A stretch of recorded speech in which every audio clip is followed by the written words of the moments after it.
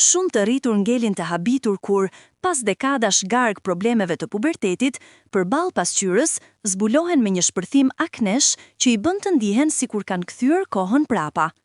Realiteti i tronditës është se aknet nuk respektojnë moshën dhe po bëhen gjithnjë më të zakonshme te të rriturit, duke prishur jo vetëm pamjen, por edhe besimin në veten time.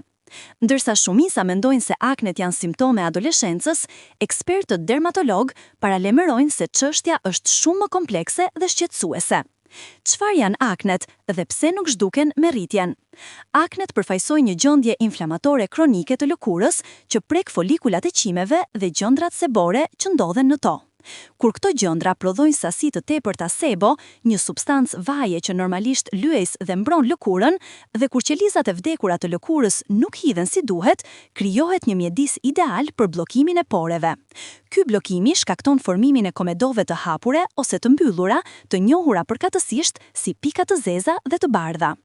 Problemi përkeqësohet kur në këtë mjedis të mbyllur dhe të pasur me sebo, shumëzohen bakteret e quajtura Cutibacterium acnes, të cilat ishin pjesë normale e mikroflorës së lëkurës.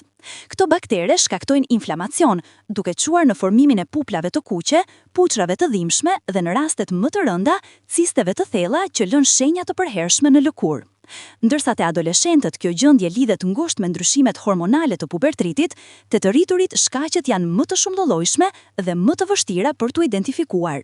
Dermatologët vërejnë se aknet e të rriturit shfaqen më shpesh te gratë se sa të burrat, me një raport pothuajse 3:1. Kjo diferencë gjinore tregon rolin vendimtar që luajnë hormonet në zhvillimin e kësaj gjendjeje. Ndërsa te adoleshentët aknet shpesh preken zonën të fytyrës, ballin, hundën dhe mjekrën, te të rriturit shpërndarja ndryshon, duke u përqendruar kryesisht në gjysmën e poshtme të fytyrës, përgjatë nofullës dhe qafës. Ky model shpërndarjeje nuk është i rastësishëm, por reflekton ndikimin e hormoneve që luhatjen gjatë ciklit menstrual dhe periudhave të tjera të jetës. Roli kyç i hormoneve në shfaqjen e akneve. Hormonet përfaqësojnë faktorin më të rëndësishëm që kontribuan në shfaqjen e akneve te të rriturit. Androgenet, një grup hormonesh që përfshin testosteronin, luajnë rolin kryesor në stimulimin e gjëndrave sebore për të prodhuar më shumë sebo. Megjithse androgenët konsiderohen zakonisht si hormone mashkullore, ato janë të pranishme edhe te gratë në nivele më të ulta dhe kanë efekte të rëndësishme në shëndetin e lëkurës. Kur nivelet e androgeneve rriten ose kur lëkura bëhet më i ndjeshme ndaj tyre, gjëndrat sebore fillojnë të prodhojnë sasi të tepërta sebit. Kjo tepric krijon kushte ideale për zhvillimin e akneve, veçanërisht kur kombinohet me faktorë të tjerë si higjiena e pamjaftueshme ose predispozita gjenetike. Te gratë, luhatjet hormonale ndodhin në disa momente kyçe të jetës dhe kanë ndikim të drejtpërdrejtë në gjendjen e lëkurës. Cikli menstrual përfaqëson një burim të rregullt të luhatjeve hormonale që ndikojnë në shfaqjen e akneve. Në javët para menstruacioneve, nivelet e progesteronit rriten ndërsa estrogeni ulet. Ky ndryshim shkakton rritje relative të ndikimit të androgeneve, duke çuar në shtim të prodhimit të sebit. Shumë gra vërejnë se aknet u përkeqësohen në mënyrë të parashikueshme një javë para menstruacioneve për t'u përmirësuar pas fillimit të tyre. Ky cikël i përsëritur mund të jetë veçanërisht i rëndë për gratë me predispozit për akne. Shtatzënia dhe periudha pas lindjes përfaqëson momente të tjera me ndryshime dramatike hormonale. Gjatë shtatzënisë, nivelet e hormoneve rriten ndjeshëm dhe ndikojnë në mënyra të ndryshme te gra të ndryshme. Disa gra përjetojnë përmirësim të lëkurës gjatë shtatzënisë për shkak të niveleve të larta të estrogenit, ndërsa të tjera vuajnë nga akneja e rëndë. Pas lindjes, rënja e shpejtë e niveleve hormonale mund të shkaktojë shfaqje të papritur të akneve, një problem që shpesh përkeqësohet nga stresi dhe lodhja që shoqërojnë kujdesin për një të porsalindur. Perimenopauza dhe menopauza sillin një tjetër fazë kritike të luhatjeve hormonale. Ndërsa nivelet e estrogenit fillojnë të ulen, efekti relativ i androgeneve bëhet më i dukshëm, edhe nëse nivelet absolute të tyre nuk ndryshojnë. Kjo çekuilibër hormonale shpjegon pse shumë gra që kur nuk kanë pasur probleme me akne gjatë adoleshencës ose jetës së re, fillojnë të shpillojnë akne për herë të parë në të 40-tat ose 50-tat e tyre. Kjo gjendje mund të jetë veçanërisht i rëndësish për gratë që presin që problemet e lëkurës t'i kenë lënë prapa me kalimin e moshës. Shtatzënia dhe periudha pas lindjes përfaqëson momente të tjera me ndryshime dramatike hormonale. Gjatë shtatzënisë, nivelet e hormoneve rriten ndjeshëm dhe ndikojnë në mënyra të ndryshme te gra të ndryshme. Disa gra përjetojnë përmirësim të lëkurës gjatë shtatzënisë për shkak të niveleve të larta të estrogjenit, ndërsa të tjera vuajnë nga akneja e rëndë. Pas lindjes, rënja e shpejtë e niveleve hormonale mund të shkaktojë shfaqje të papritur të akneve, një problem që shpesh përkeqësohet nga stresi dhe lodhja që shoqërojnë kujdesin për një të posalindur. Perimenopauza dhe menopauza sjellin një tjetër fazë kritike të luhatjeve hormonale. Ndërsa nivelet e estrogjenit fillojnë të ulen, efekti relativ i androgjeneve bëhet më i dukshëm, edhe nëse nivelet absolute të tyre nuk ndryshojnë. Kjo çekuilibër hormonale shpjegon pse shumë gra që kur nuk kanë pasur probleme me akne gjatë adoleshencës ose jetës së re, fillojnë të zhvillojnë akne për herë të parë në të 40-tat ose 50-tat e tyre. Kjo gjendje mund të jetë veçanërisht frustruese për gratë që presin që problemet e lëkurës t'i kenë lënë prapa me kalimin e moshës. Sindroma e ovareve polikistike, e njohur si PCOS, përfaqëson një nga shkaqet më të zakonshme të akneve të gratë e rritura. Kjo gjendje karakterizohet nga nivele të larta të androgjeneve dhe rezistencë ndaj insulinës, të cilat së bashku krijojnë kushte ideale për zhvillimin e akneve të rënda. Gratë me PCOS shpesh përjetojnë akne të vazhdueshme dhe të vështirë për t'u trajtuar, të shoqëruar me shenja të tjera të tepritës së androgjeneve, si rritje e patueshme e flokëve në trup, hollimi i flokëve në kokë dhe cikle menstruale të parregullta. Diagnostikimi dhe trajtimi i PCOS-s është thelbësor jo vetëm për menaxhimin e akneve, por edhe për shëndetin e përgjithshëm, riprodhues dhe metabolik. Problemet e tjera endokrine mund të kontribuojnë gjithashtu në zhvillimin e akneve të rriturit. Disfunksionet e tiroides, veçanërisht hipotiroidizmi, mund të ndikojnë në cilësinë e lëkurës dhe të bëjnë atë më të prirur për të zhvilluar akne. Tumori që prodhojnë hormone, megjithatë të rrallë, mund të shkaktojnë rritje të papritur dhe të rëndë të akneve. Çdo shfaqje e papritur e akneve te një adult që nuk ka pasur më parë probleme të lëkurës, duhet të vlerësohet me kujdes nga një profesionist mjekësor për të përjashtuar shkaqe më serioze. Stresi si faktor kontribues në aknet e të rriturve. Stresi përfaqëson një nga faktorët më të nënvlejsuar, por njëkohësisht më të fuqishëm që kontribon në shfaqjen dhe përkeqësimin e akneve të rriturit. Jeta moderne sjell me vete nivele të larta stresi, nga presionet e punës, përgjegjësitë familjare, problemet financiare dhe sfida të tjera të përditshme. Ndërsa stresi nuk shkakton drejt për drejt akne, ai vepron si një katalizator që përkeqëson kushtet ekzistuese dhe krijon një mjedis në organizëm që favorizon zhvillimin e tyre. Kur organizmi përjeton stres, ai aktivizon atë që njihet si përgjigja lufto ose ik. Kjo përgjigje evolucionare, e cila në kohët prehistorike na mbante gjallë përballë rreziqeve, në botën moderne aktivizohet në mënyrë kronike nga stresor psikologjik. Gjatë kësaj përgjigjeje, trupi lëshon një kaskadë hormonesh stresi, ku kryesorja është kortizoli. Kortizoli është një hormon që lëshohet nga gjëndrat mbiveshkore dhe ka efekte të gjera në të gjithë organizmin, përfshirë ndikime të drejtpërdrejta në shëndetin e lëkurës. Nivelet e larta të kortizolit stimulojnë gjëndrat sebore për të prodhuar më shumë sebo, duke krijuar kushte ideale për zhvillimin e akneve. Ky efekt përforcohet nga fakti se stresi gjithashtu rrit ndyeshmërinë e gjëndrave sebore ndaj androgjeneve, duke amplifikuar efektin e tyre. Përveç kësaj, kortizoli ndikon në sistemin imunitar, duke ulur aftësinë e organizmit për të luftuar inflamacionin dhe infeksionin, gjë që bën që aknet ekzistuese të bëhen më të kuqe, më të fryrë dhe më të dhimbshme. Stresi ndikon gjithashtu në cilësinë e gjumit, i cili është thelbësor për rigjenerimin e lëkurës dhe funksionimin e duhur të sistemit imunitar. Gjatë gjumit të thellë, organizmi prodhon hormonin e rritjes, që ndihmon në riparimin e dëmtimeve të lëkurës dhe në rregullimin e prodhimit të sebit. Kur stresi shkakton pagjumësi ose përkeqëson cilësinë e gjumit, ky proces riparues ndërpritet, duke lënë lëkurën më të cenueshme ndaj zhvillimit të akneve.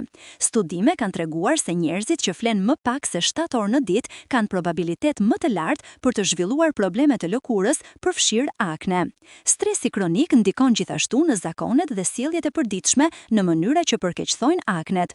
Shumë njerëz kur janë nën stres kanë tendencë të prekin dhe të rrëmojnë fytyrën më shpesh, duke transferuar preferuar baktere dhe papastërti nga duart në lëkurë. Të tjerë bëhen më pak të disiplinuar me rutinën e tyre të kujdesit për lëkurën, duke harruar të pastrojnë fytyrën në mbrëmje ose duke përdoruar produkte të papërshtatshme. Stresi mund të çojë gjithashtu në zgjedhje të këqija ushqimore, si konsumi i shtuar i ushqimeve të shpejta, ëmbëlsirave dhe produkteve të përpunuara, të cilat mund të kontribojnë në zhvillimin e akneve. Një aspekt tjetër i rëndësishëm i lidhjes me stresit dhe akneve është cikli vicios që krijohet mes tyre. Aknet vet janë një burim i konsiderueshëm stresi për shumë njerëz, duke ndikuar në vetvlerësimin, vetbesimin dhe marrëdhëniet sociale. Ky stres për pamjen fizike dhe për gjendjen e lëkurës mund të përkeqësojë më tej aknet, duke krijuar një rrjedh vicioz që është i vështirë për të thyer pa ndërhyrje të përshtatshme. Njerëzit që vuajnë nga aknet e rënda shpesh raporton nivele të larta ankthi dhe depresioni, të cilat në vetvete kontribuojnë në përkeqësimin e gjendjes së lëkurës. Gjendja e sistemit nervor dhe ndarja mes mendjes dhe trupit nuk është aq e qartë sa dikush mund të mendojë.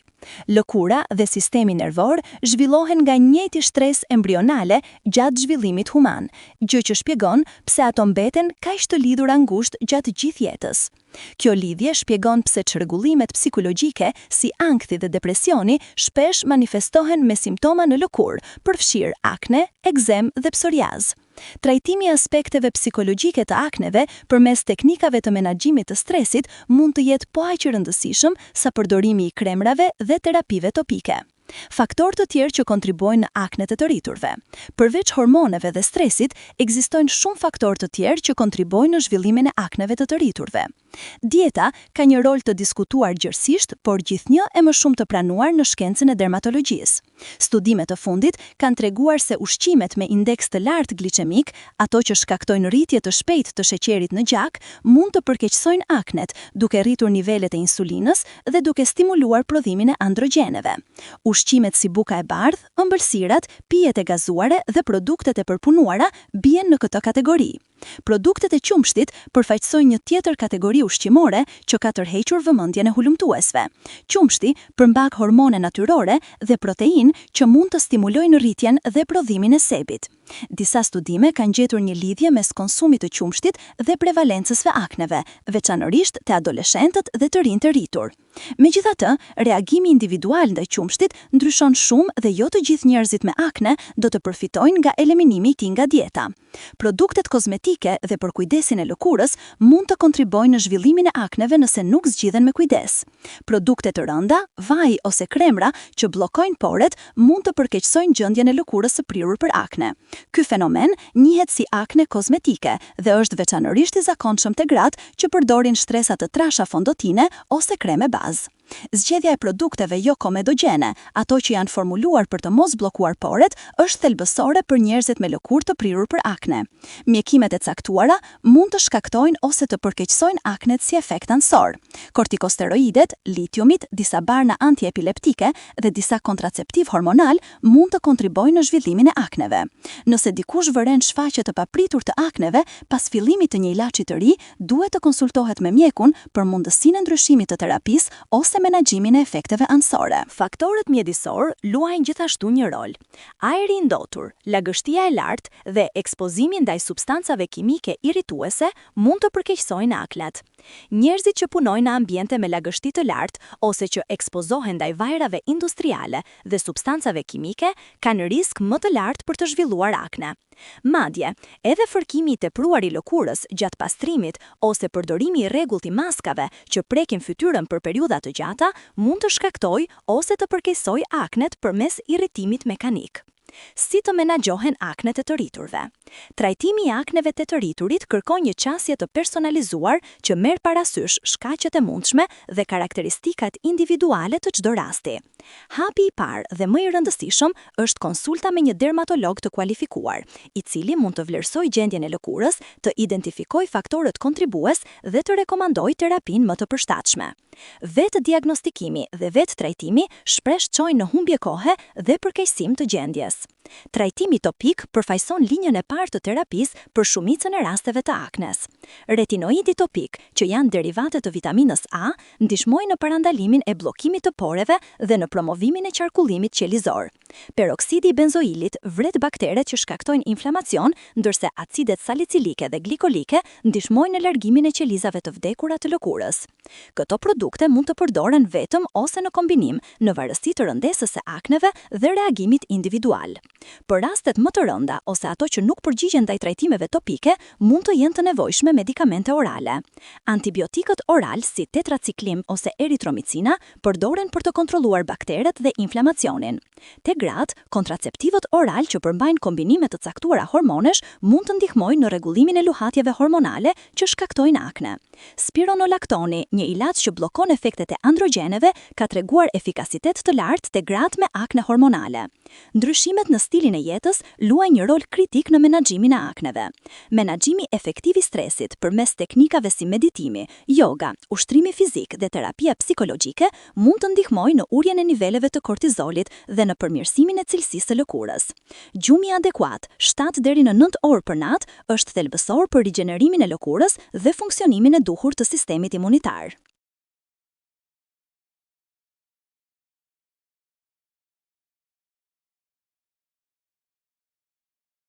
Dieta e shëndetshme, që përqendrohet në ushqime të pasura me antioksidant, vitamin dhe minerale, mund të mbështesë shëndetin e lëkurës nga brenda. Reduktimi i konsumit të ushqimeve të përpunuara, sheqerit të rafinuar dhe ushqimeve me indeks të lartë glicemik mund të ndihmojë disa njerëz. Rritja i konsumit të frutave, perimeve, proteinave cilësore dhe yndyrnave të shëndetshme si omega-3 kontribon në shëndetin e përgjithshëm të lëkurës. Rutina e përditshme e kujdesit për lëkurën duhet të jetë e butë por efektive. Pastrimi i fytyrës 2 herë në ditë me një pastrues të butë, përdorimi i hidratuesve jo komedogjimik dhe aplikimi i mbrojtjes diellore me SPF të lartë janë hapa thelbësor. Shmangja e fërkimit të tepruar, shtrydhjes së puplave dhe prekjes së shpeshtë të fytyrës ndihmon në parandalimin e përhapjes së baktereve dhe përkeqësimit të inflamacionit. Për aknet, që lën shenja dhe cikatrice, ekzistojnë procedura dermatologjike që mund të përmirësojnë ndjeshëm pamjen e lëkurës. Trajtimi me lazer, mikrodermabrazioni, peelinget kimike dhe terapia me dritë mund të ndihmojnë në zbutjen e shenjave dhe në përmirësimin e teksturës së lëkurës. Këto procedura duhet të kryhen vetëm nga profesionistë të kualifikuar dhe zakonisht kërkojnë disa seanca për rezultate optimale. Trajtimi i akneve të të rriturit shpesh kërkon durim dhe qëndrueshmëri. Ndryshe nga ilaçet për presion ose dhimbje që veprojnë shpejt, terapitë për akne zakonisht kërkojnë disa javë ose madje muaj për të treguar përmirësime të dukshme. Është e rëndësishme të vazhdohet trajtimi sipas rekomandimeve të mjekut edhe kur përmirësimet fillojnë të shihen për të parandaluar kthimin e akneve. Mbështetja psikologjike nuk duhet anashkaluar. Aknet mund të kenë ndikim të thellë në vetvlerësimin dhe cilësinë e jetës. Bisedimi me një terapeut ose pjesëmarrja në grupe mbështetëse mund të ndihmojë në menaxhimin e aspekteve emocionale të kësaj gjendje. Kuptimi se aknet janë një gjendje mjekësore e zakonshme dhe e trajtitshme, jo një defekt personal ose mungesë higjiene, është hapi i parë drejt trajtimit efektiv dhe përfundimtar të tyre.